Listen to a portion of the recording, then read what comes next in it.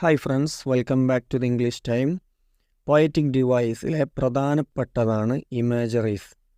Imageries 5 തരമുണ്ട്. അതിൽ ഏറ്റവും കൂടുതൽ വരുന്നതാണ് വിഷ്വൽ ഇമേജറി. വിഷ്വൽ ഇമേജറി എന്ന് പറഞ്ഞാൽ പോയം വായിക്കുന്ന സമയത്ത് ചില പദങ്ങൾ വായിക്കുമ്പോൾ അതിൻ്റെ ചിത്രം നമ്മുടെ മനസ്സിലേക്ക് കടന്നു വരും. അതിനാണ് വിഷ്വൽ ഇമേജറി എന്ന് പറയുന്നത്.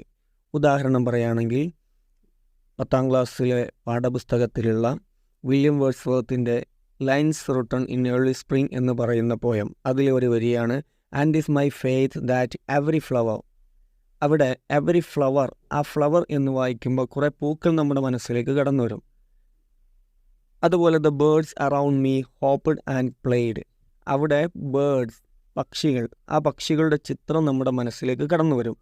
ഇതിനാണ് വിഷ്വൽ ഇമേജറി എന്ന് പറയാം. ഇത്തരത്തിലുള്ള കുറേ വാക്കുകൾ നമുക്ക് പോയത്തിലൂടെ നീളം കാണാൻ സാധിക്കും. ഹിൽ, മൗണ്ടെയിൻ, റിവർ, ഇതൊക്കെ അതിൻ്റെ എക്സാമ്പിളാണ്. Okay, thank you.